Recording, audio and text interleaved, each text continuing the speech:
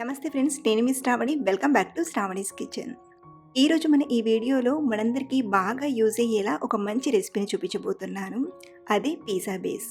వీటిని చాలా ఇన్స్టంట్గా పిజ్జా చేయడానికి సూపర్ మార్కెట్లో కొంటుంటారు.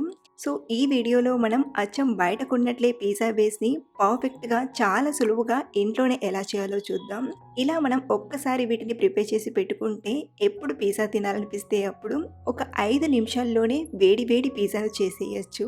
మరి లేట్ చేయకుండా మార్కెట్ స్టైల్లోలా పిజ్జా బేస్ని అలాగే నోరూరించే పిజ్జాను ఎలా చేయాలో చూద్దాం రండి. ముందుగా ఒక ప్యాన్లోకి అరకప్పు గోరువెచ్చని నీళ్ళను తీసుకోండి. మీరు ఏ కప్పుతో అయితే పిండిని తీసుకుంటారో అదే కప్పుతో ఇలా ఒక అరకప్పు వరకు కొలిచి తీసుకోండి. ఇందులోనే 1.5 టీ స్పూన్ వరకు ఇన్స్టంట్ ఈస్ట్ని తీసుకోండి. ఇది మనకు సూపర్ మార్కెట్లో లేదా ఆన్లైన్లో కూడా తీసుకోవచ్చు. మీకు లింక్ కావాలంటే డిస్క్రిప్షన్లో పెడతాను, ఒకసారి చూడండి. అలాగే ఇందులోనే 1 టీ స్పూన్ చక్కెరను తీసుకొని ఒకసారి బాగా కలిపి కవర్ చేసి ఒక 5-10 నిమిషాలు ఇలాగే వదిలేయండి. ఇలా మనం వేడి నీళ్ళల్లో ఈస్ట్ వేసి పెట్టడం వలన ఈస్ట్ అనేది చక్కగా యాక్టివేట్ అవుతుంది. 7-8 నిమిషాల తర్వాత మూత తీసి చూస్తే చూడండి, లైట్గా బబుల్స్ అనేవి స్టార్ట్ అవుతున్నాయి కదా. ఇలా వస్తుందంటే మనకు ఈస్ట్ అనేది మంచిగా యాక్టివేట్ అవుతున్నట్టు. ఇప్పుడు ఇందులోకి ఒక 2 కప్పుల మైదా పిండిని తీసుకోండి. మనం మార్కెట్ స్టైల్లో ప్రిపేర్ చేస్తున్నాం కాబట్టి మైదా పిండిని తీసుకోండి. మీరు గోధుమ పిండితో హెల్దీగా చేయాలంటే ఆల్రెడీ గోధుమ పిండితో ఈస్ట్ లేకుండా హెల్దీగా ఎలా చేయాలో మన ఛానల్లో పోస్ట్ చేశాను, ఒకసారి చూడండి. ఇందులోని ఒక పావు టీ స్పూన్ ఉప్పుని 1.5 టేబుల్ స్పూన్ ఆయిల్ని తీసుకొని బాగా కలపండి. ఇలా మనం పిజ్జా చేసేటప్పుడు ఇందులోకి పల్లి నూనె, నువ్వుల నూనె వాడకుండా రిఫైన్డ్ ఆయిల్ని కానీ లేదా బటర్ని కానీ వాడండి. అప్పుడే ఆ ఆయిల్ ఫ్లేవర్స్ అనేవి తెలియకుండా టేస్టీగా చేసుకోవచ్చు. పిండి కలపడానికి అవసరానికి సరిపడా కొంచెం గోరువెచ్చని నీళ్ళను తీసుకొని సాఫ్ట్గా కలపండి.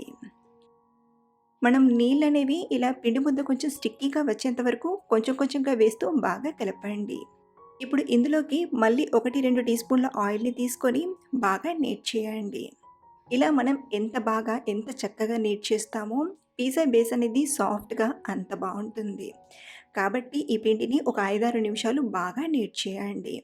పైన బరకగా కాకుండా సాఫ్ట్గా వచ్చేంత వరకు బాగా నీట్ చేయాలి. సో ఇలా బాగా నీట్ చేశాక పిండి ముద్దను తీసుకొని ముందుగా బాల్కి కొద్దిగా ఆయిల్ని అప్లై చేయండి. ఇలా ఆయిల్ని అప్లై చేయడం వలన పిండి ముద్ద గిన్నెకు అతుక్కోకుండా ఉంటుంది. ఇప్పుడు కవర్ చేసి ఒక 30-40 నిమిషాలు పిండిని బాగా నానబెట్టండి. కనీసం ఒక అరగంటైనా నానబెట్టాలండి. ఇన్ కేస్ మీకు టైం ఎక్కువగా ఉంటే గంటన్నరైనా నానబెట్టచ్చు. అరగంట తర్వాత చూపిస్తున్నాను. చూడండి, పిండి ముద్ద కొంచెం పెద్ద సైజులో వచ్చింది కదా. ఇప్పుడు మళ్ళీ ఈ పిండిని ఒక 2 నిమిషాలు బాగా నీట్ చేయండి. ఇలా నీట్ చేశాక ఇప్పుడు దీన్ని మనం రోల్ చేసుకుందాం. అయితే రోల్ చేయడానికి ముందుగా సమానంగా పిండి ముద్దలు వచ్చేలా ఇలా కట్ చేసి కానీ లేదా ఒక్కొక్క పిండి ముద్దను చేస్తూ కానీ తీసుకోండి. సో దీన్ని మనం పైన క్రాక్స్ రాకుండా పిండిని ఇలా లోపలికి అనుకుంటూ చక్కగా రోల్ చేయండి. మనం తీసుకున్న పావు కిలో పిండికి 4 పిండి ముద్దలు చేశాను. మీరు పిజ్జాను ఇంకా పెద్దగా చేయాలంటే 3 పిండి ముద్దలు చేసైనా తీసుకోవచ్చు. సో ఇలా రౌండ్గా చేశాక ఇప్పుడు ఈ పిండి ముద్దల్ని ఒక బౌల్లోకి తీసుకొని ఒక్కొక్క పిండి ముద్దను తీసుకుంటూ రోల్ చేసుకుందాం. రోల్ చేసేటప్పుడు అతుక్కోకుండా లైట్గా పిండిని అప్లై చేసి రోల్ చేయండి. పిండి సాఫ్ట్గా ఉంటుంది కాబట్టి రౌండ్గా తిప్పుతూ స్లోగా రోల్ చేయండి. చూడండి, మనం ఈ థిక్నెస్లో రోల్ చేస్తే సరిపోతుంది. ఇది బేక్ అయ్యాక ఇంకొంచెం ఫ్లఫీగా అవుతుంది. సో ఇలా రోల్ చేశాక దీన్ని మనం కొంచెం అంటే మళ్ళీ ఇది బేక్ అయ్యేటప్పుడు పొంగకుండా ఇలా ఘాట్లు పెట్టి తీసుకోండి.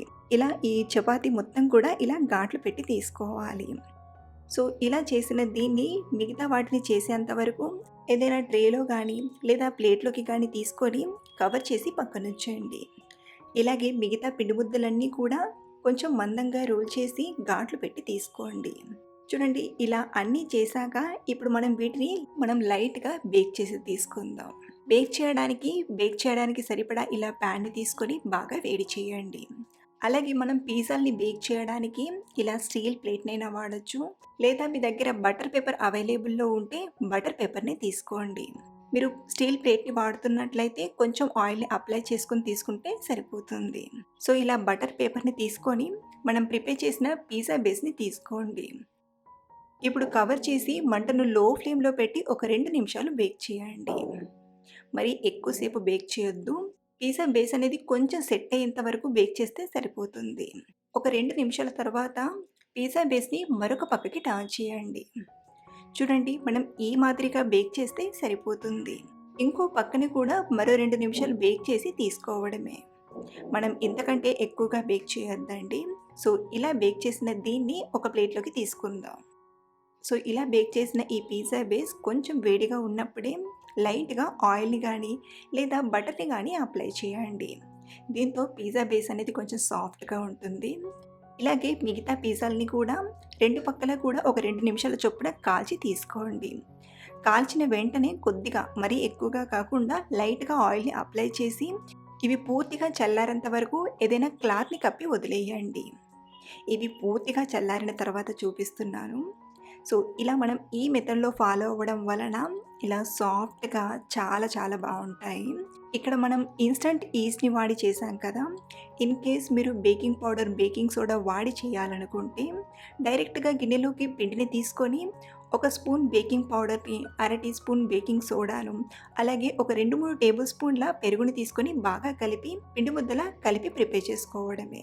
సో, ఇవి పూర్తిగా చల్లారాక వీటిని మనం ఎలా స్టోర్ చేసుకోవాలంటే ఏదైనా ఎయిర్ టైట్ బాక్స్ గానీ, లేదా జిప్‌లాక్ బ్యాగ్ గానీ తీసుకోండి.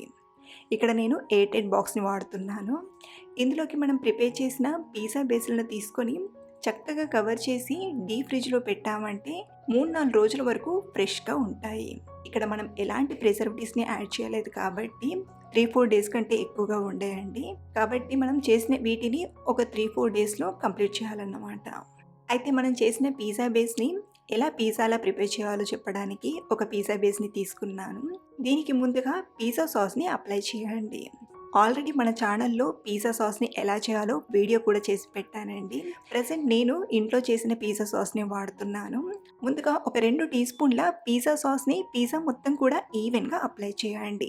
పిజ్జా సాస్‌ని ఇంట్లో చాలా ఈజీగా చేసుకోవచ్చు. టేస్ట్ చాలా చాలా బావుంటుంది. దీనిపైన మొజరెల్లా చీజ్‌ని తీసుకోండి. ఇలా ఈవెన్‌గా తీసుకున్నాక నేను కొంచెం చాప్ చేసిన ఉల్లిపాయల్ని, అలాగే టమాటాని తీసుకుంటున్నాను.